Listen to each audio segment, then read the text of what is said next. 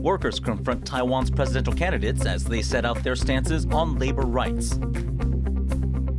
A dinner gone wrong. Authorities suspect poisoning killed one chef and hospitalized 8 of his friends. A new face in Washington as a veteran Taiwanese diplomat leaves the EU for the U.S. Plus, Hong Kongers look to Taiwan to curb single-use plastic.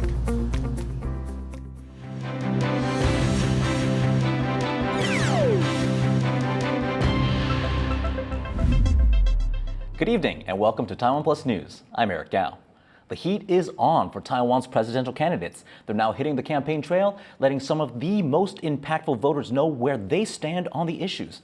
TaiwanPlus reporter Jeremy Olivier went to see how one group, Taiwan's workers, could vote in January.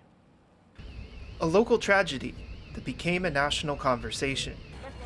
A devastating fire in Taiwan's south in September killed 10 people, including 4 firefighters. It brought attention to the dangerous conditions these workers face and spurred protests over Taiwan's labor laws, which prevent public employees like them from forming unions. Now, with January's presidential elections edging ever closer, labor groups want to know the candidates' positions on labor rights. A group of the country's biggest trade unions invited all 3 hopefuls to appear back-to-back on the same stage in Taipei to clarify their stances.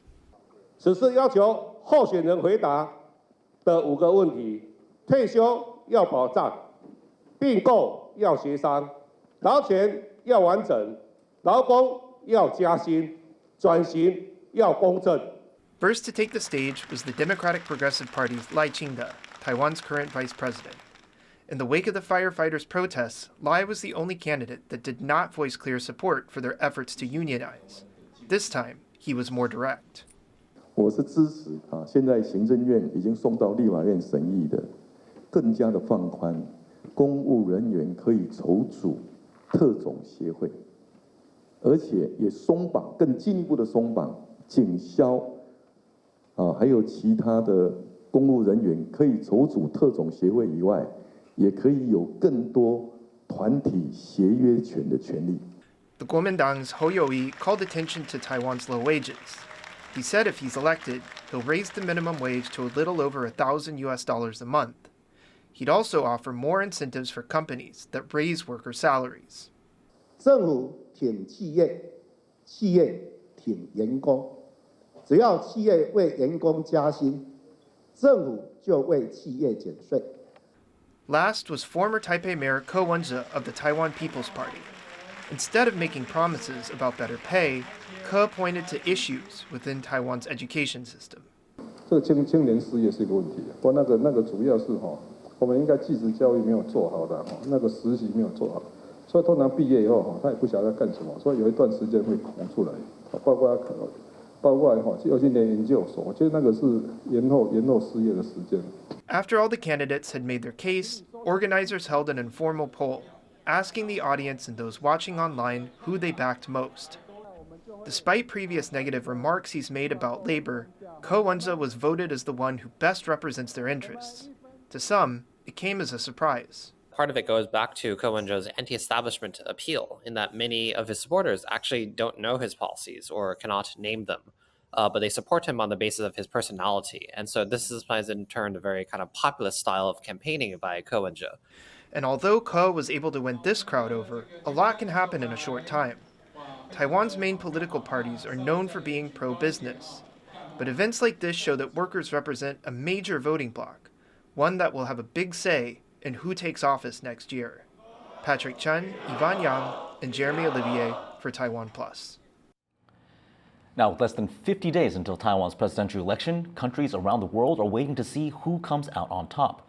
But how does Japan, Taiwan's closest neighbor, see the elections? To find out, our reporter Jaime Okan spoke to Sasaki Reina, a security analyst in Washington, D.C.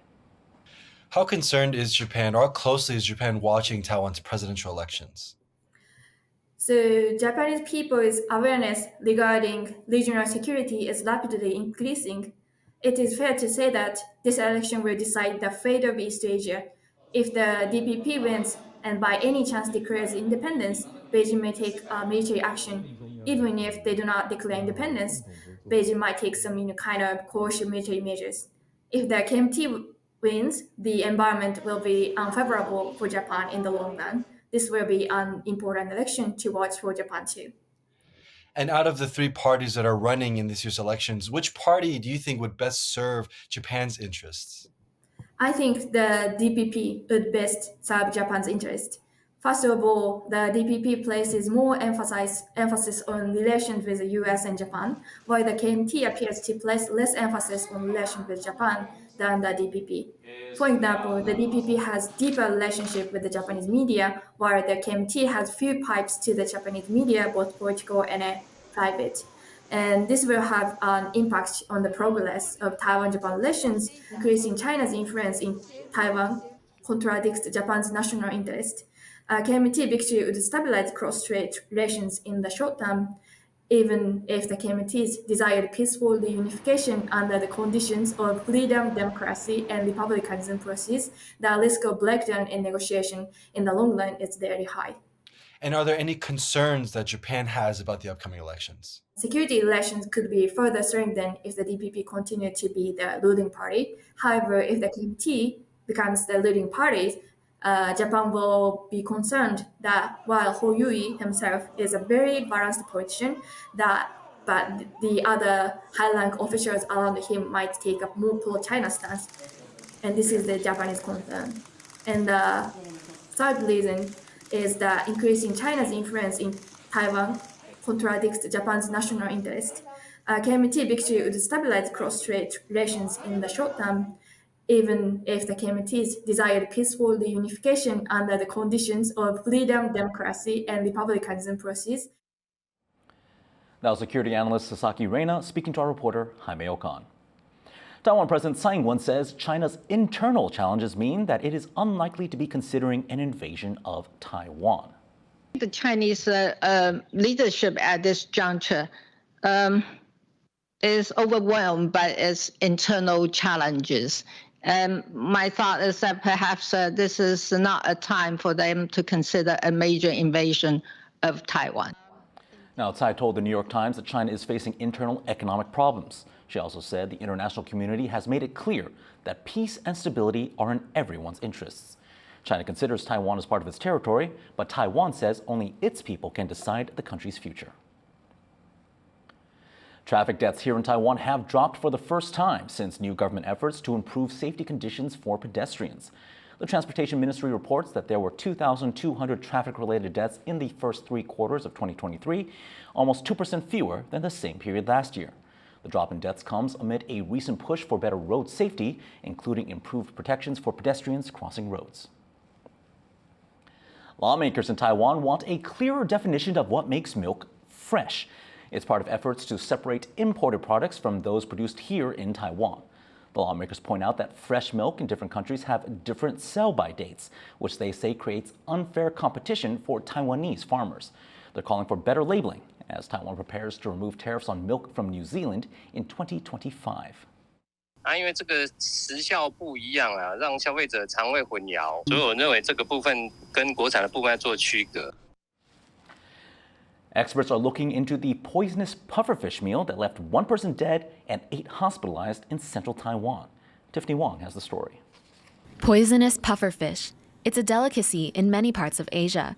But preparing the fish for eating is a rigorous process that takes years to master.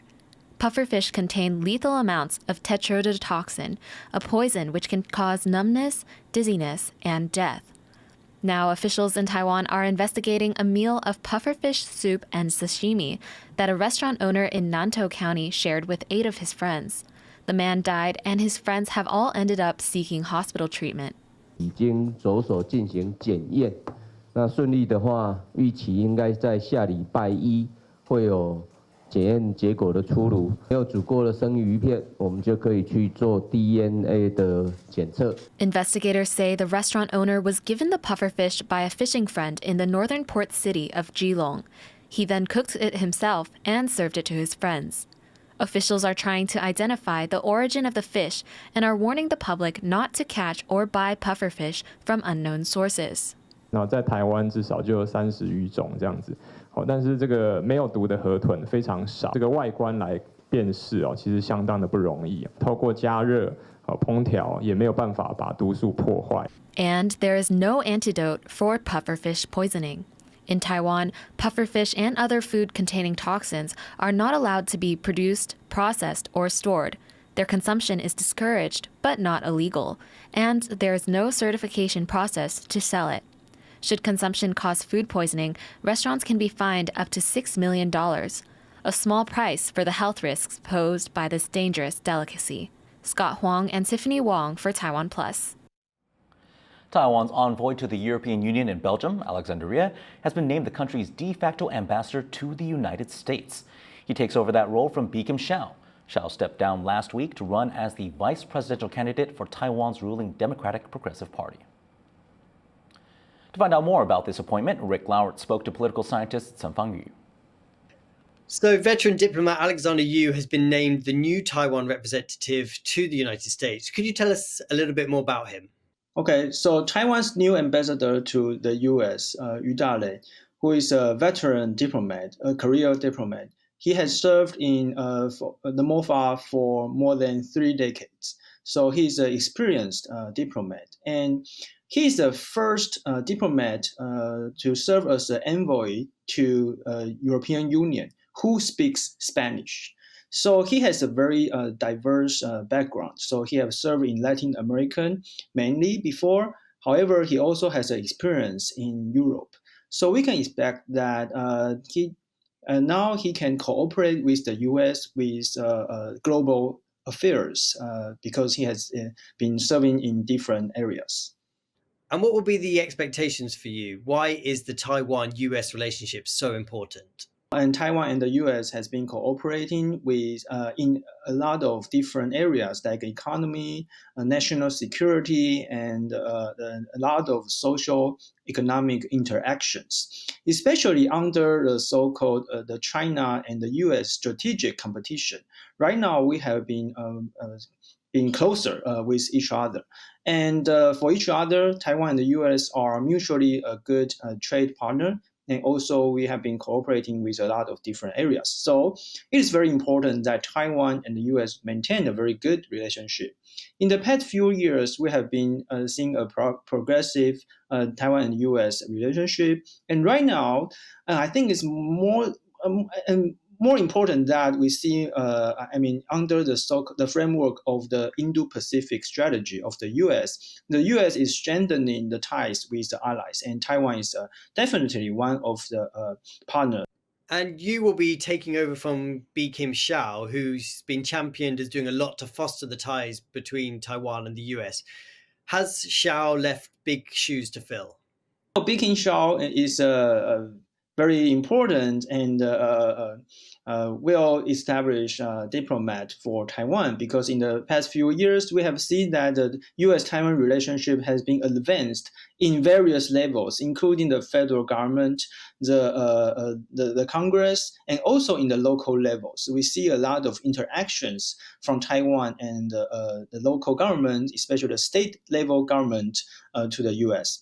So Bi-khim Hsiao has a great achievement there, and almost everyone, the think tanks and the policymakers, the former policymakers on Twitter, they all congratulate Bi-khim Hsiao to have a new challenge and a new role for her, of her living. So everyone, we now have a very high expectation for the new ambassador. That was political scientist Cenfang Yu of Suzhou University speaking to reporter Rick Lauert.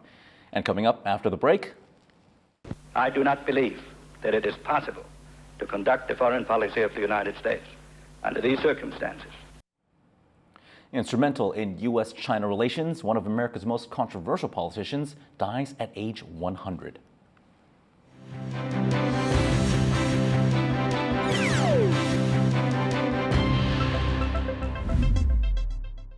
Start your weekend with a cup of coffee and a moment to reflect on what happened this week. Hello and welcome. we've got you covered, from defense and politics to high tech and the arts. Not just to Taiwan, the whole world is watching.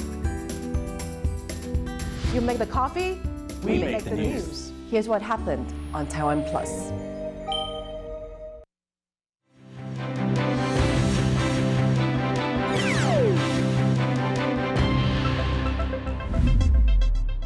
Welcome back. You're watching TaiwanPlus News.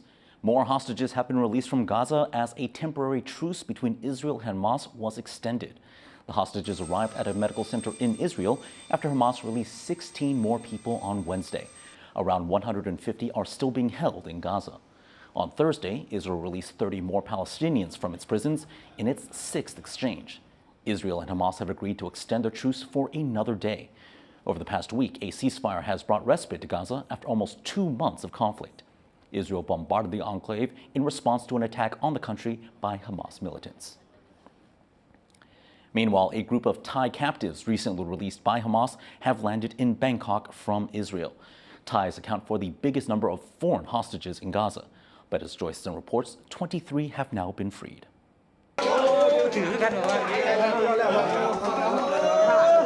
Reunited on the outside, 2 Thai workers newly freed from captivity embrace the 17 farmers released earlier. We survived, they say to each other in a hospital in Israel. On October 7th, Hamas, the militant group that runs Gaza, launched a surprise attack on Israel and took 240 hostages. Among them were 32 Thai nationals. It's the largest group of captives of any foreign country caught up in the Israel-Hamas war. Having flown to Tel Aviv to bring his fellow Thais back home, Deputy Prime Minister Banpri Pahithanukorn says his team pushed to get their people out of Gaza in several talks with Middle Eastern partners on the sidelines of the Israel-Hamas truce, emphasizing that Thai people are not part of the conflict.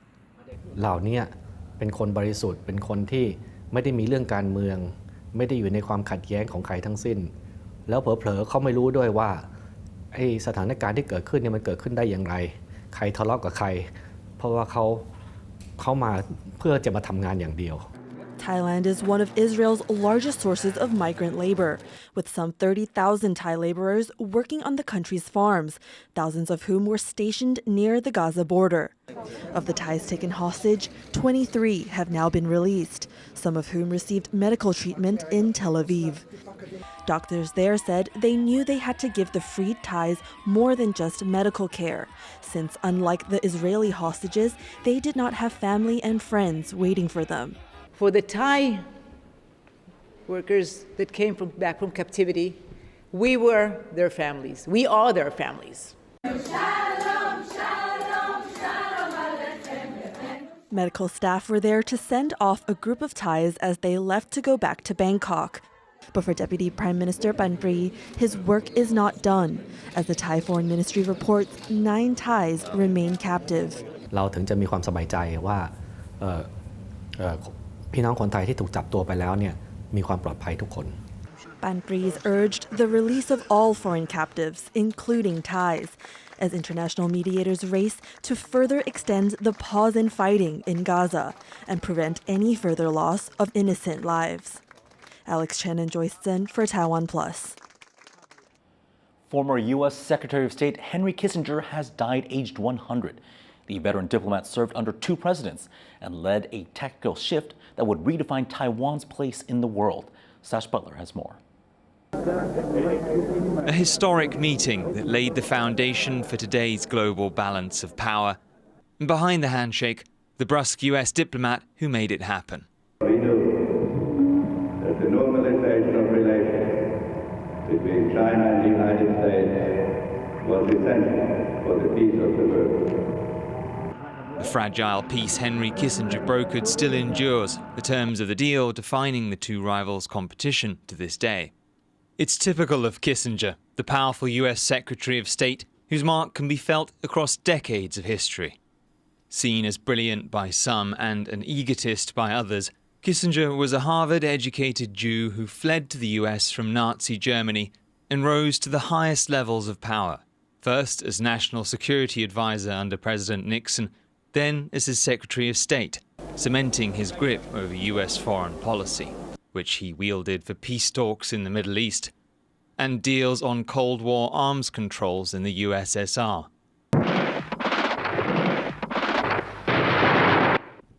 But he also oversaw the United States' bloody withdrawal from Vietnam and its bombing of Cambodia.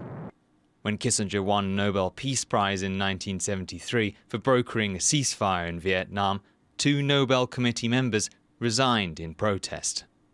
President Ford said in Kissinger's own mind he never made a mistake. He defended US policy in South America, where he was accused of allowing coups, like the one that toppled Chile's Salvador Allende. Kissinger denied involvement. And our concern was with the election in 1976, and not at all with a coup in 1973 about which we knew nothing. A champion of pragmatic diplomacy, Kissinger reconciled the United States and the People's Republic of China, or PRC, to isolate the USSR. But the move also meant cutting ties with Taiwan and its leader Chiang Kai-shek, a decision central to the island's exclusion from international organizations. When Kissinger started the process, that was what I think paved the way under the Nixon administration for the replacement of the China seat at the UN by the PRC and the ejection of Chiang Kai-shek's representatives. Long after he left office in 1978, Kissinger remained an enduring figure in US ties with China, a country whose leader he visited repeatedly, well into his 90s. His death at 100 will reignite debates that began years ago over an intensely divisive figure whose decisions will echo for decades to come. Eason Chen and Stash Butler for TaiwanPlus. At least one person is dead after a U.S. military aircraft crashed off the coast of western Japan. The Osprey aircraft crashed during routine training exercises. The status of 7 other crew members is still unknown. Ospreys have had a recent string of accidents, including one in Australia that killed 3 U.S. Marines in August. Tokyo has asked Washington to ground all Osprey flights in Japan. 4 members of the K-pop supergroup BTS will begin compulsory military service in December, according to local media. They will join 3 other members of that group who've already enlisted. Military service is mandatory in South Korea for all physically capable adult men. BTS is the best-selling South Korean band of all time. The group is on a break, but they plan to stage a full reunion in 2025 once their military service is over. The president of the UN's COP28 climate summit has denied using his role to push oil deals.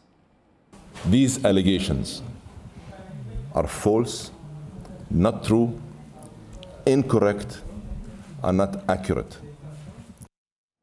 The BBC previously cited leaked documents revealing the United Arab Emirates' plans to discuss fossil fuel deals with 15 countries during the summit. COP28 starts in Dubai on Thursday. It's been a year since Taiwan's capital banned single-use plastic cups. And now, some 700 kilometers away, Hong Kong is taking a leaf out of Taipei's book. Sally Jensen reports. Plastic bottles, meal boxes, utensils, plastic bags, cups and straws.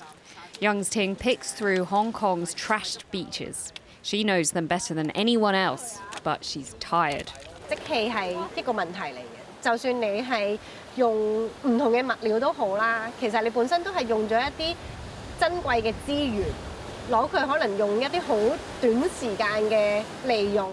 She believes the solution lies in consumers changing their attitudes and making small lifestyle adjustments. 我哋要去檢討嘅係點樣可以令到我哋成個社會可以用少啲即棄嘅嘢。But it's no easy ask. Some anti-pollution activists are looking 700 kilometers away to Taiwan. 台灣就有個好 concrete 嘅政策，就係講緊今年重用杯嘅分店數目係幾多啦，目標係幾多。 Many stores in Taiwan now offer the option of so-called loan cups for customers. You borrow one, use it, then return it to a specific recycling point within a set time. It's then washed before going back into circulation.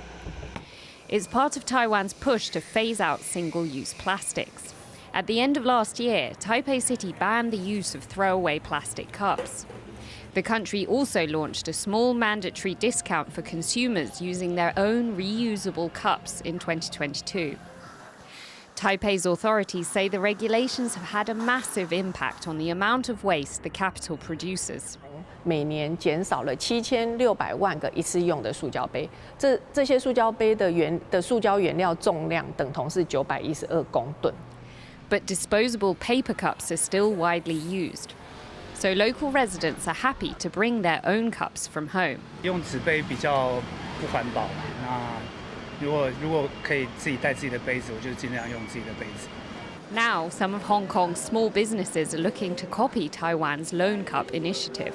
其實佢哋本身自己都想環保，但係咧就唔想成日袋住隻杯喺身，咁嗰啲客就好方便佢哋喺度借完譬如附近 office 啊。Hong Kong may not be as far ahead as Taiwan on its plastic reduction policies, but ordinary people are taking it one step at a time. 其實可以慢慢去改變，但係你如果嗰間鋪頭係真係有得去，我回收翻個餐具俾佢嘅話，我係 OK。And as the world fights its massive plastic problem, cities like Hong Kong and Taipei are learning from each other to get residents to do their bit. Dolphine Chen and Sally Jensen for TaiwanPlus. Two of the largest lanterns in Taiwan's history are now on display in the country's central Zhanghua County. These lanterns are 3 meters tall and took 8 months to make.